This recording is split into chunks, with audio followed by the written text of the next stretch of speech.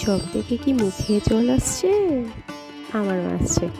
এটা হলো লক্ষ্মীনারায়ণ সাউয়েন সানসেট বিখ্যাত সেই চপের দোকান, যেটা হাতিবাগানের কাছে অবস্থিত, যেটা নেতাজিরও কিন্তু খুব প্রিয় ছিল। কারণ যখন তিনি স্কটিশ চার্চে পড়তেন, এই পুরানো সেই চপের দোকান থেকে কিন্তু প্রায় সময় খেতেন।